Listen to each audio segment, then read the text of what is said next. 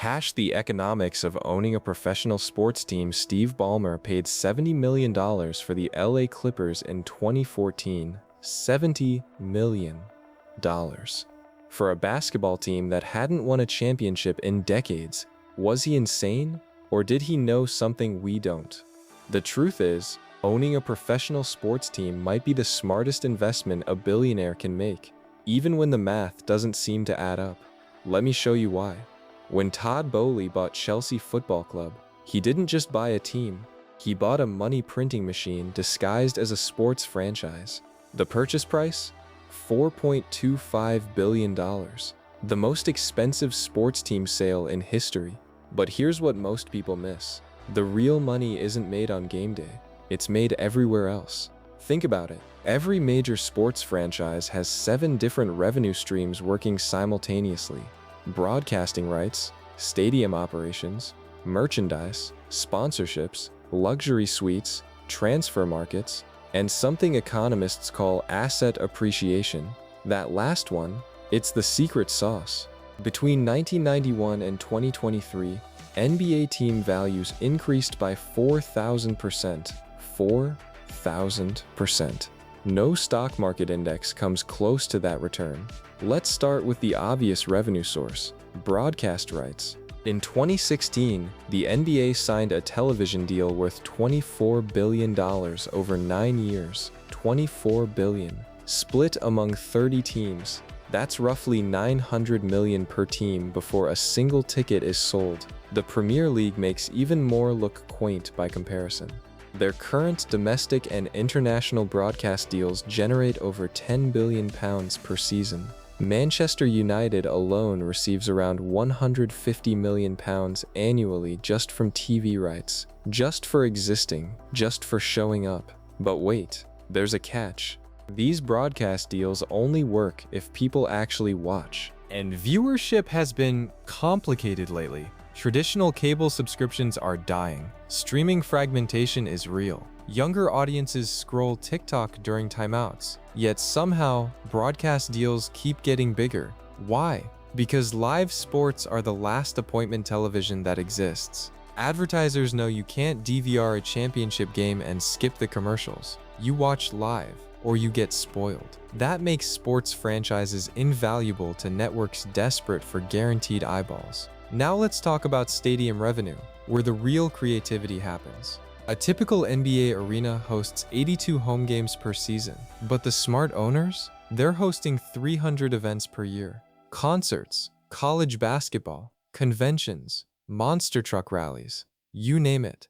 The LA Lakers arena generates over $300 million annually in non-basketball revenue alone. $300 million from the building itself. Then there are luxury suites, the secret weapon of franchise profitability. A single luxury suite at Madison Square Garden costs between $600,000 and $1.3 million per season for 100 square feet of carpeted space and catered food. The Garden has 68 of these suites. Do the math. That's over $50 million before a single regular fan buys a ticket.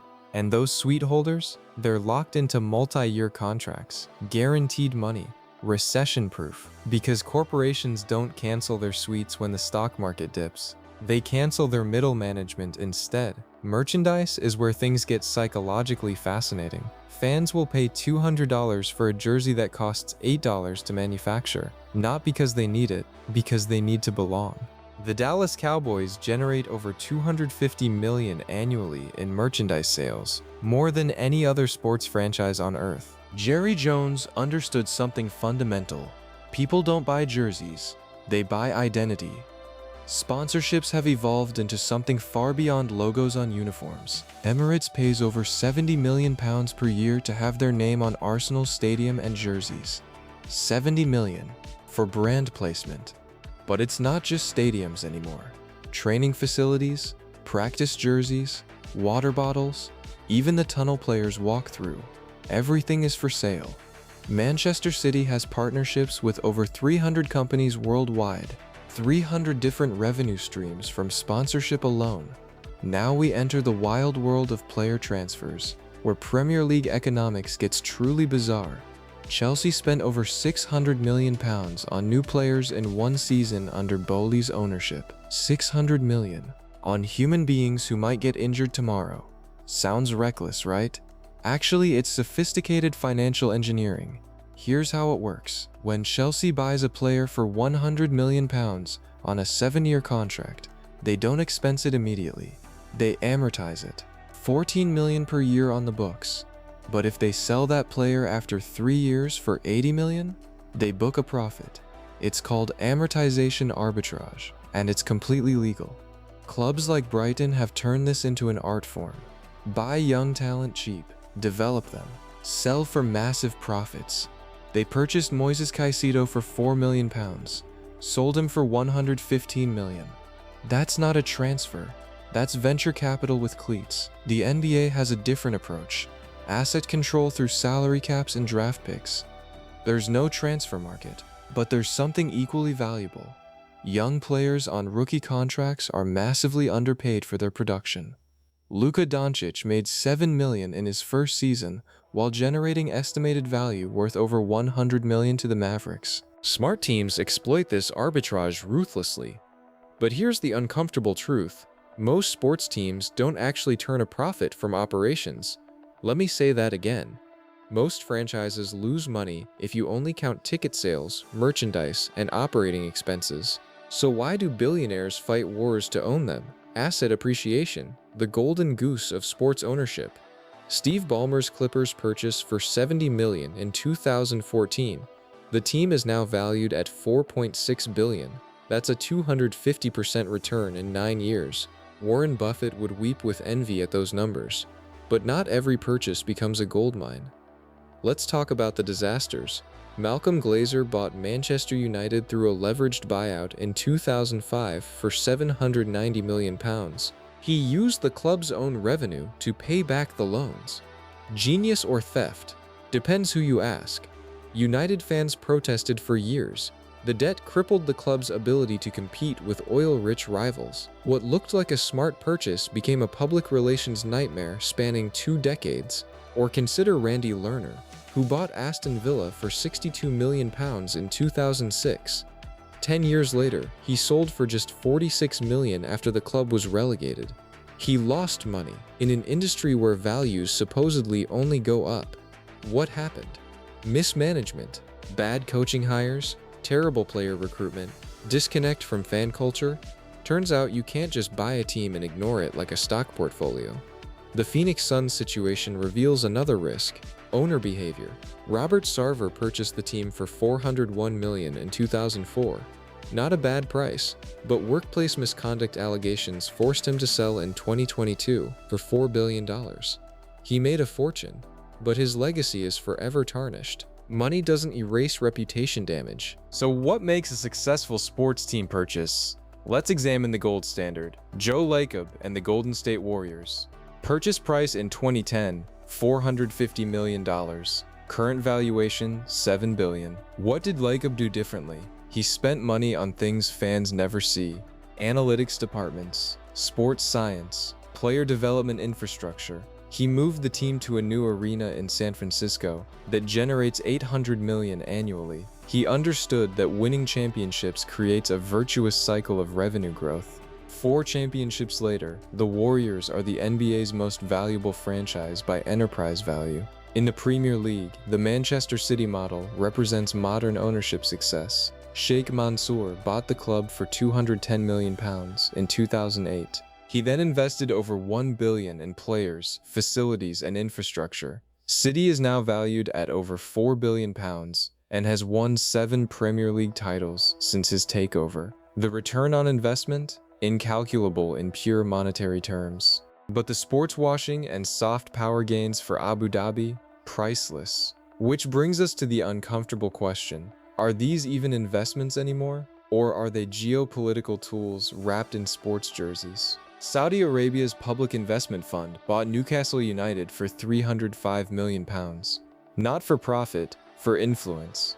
To change how the world perceives Saudi Arabia, one goal at a time. The same playbook Qatar used with Paris Saint-Germain. Sports teams have become diplomatic assets that happen to generate revenue. The ROI isn't measured in dollars, it's measured in international perception. Here's what makes this all fascinating. The barriers to entry keep rising. There will never be new NBA teams flooding the market. 30 franchises, that's it. Artificial scarcity by design. Same with the Premier League, only 20 clubs. Fixed supply. When supply is fixed and demand from billionaires is infinite, prices only go one direction, up. The Seattle Seahawks sold for $58 million in 1997. Today, worth $4.5 billion. That's not investment return, that's economic alchemy. But the next generation of owners faces challenges their predecessors didn't. Younger fans don't watch full games, they watch highlights on their phones. Stadium attendance is declining among millennials and Gen Z. The entire economic model depends on broadcast deals that assume traditional viewing habits. What happens when those habits fundamentally change? Smart owners are already adapting, building apps, creating content, engaging on social media.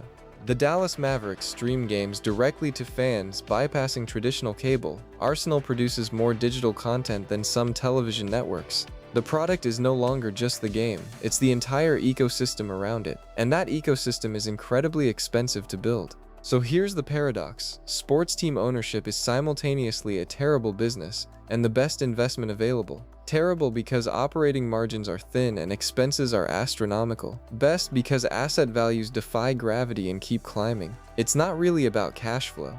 It's about belonging to the world's most exclusive club. There are 2,000 billionaires globally, only about 150 own major sports franchises. When Steve Ballmer bought the Clippers, he wasn't buying a basketball team.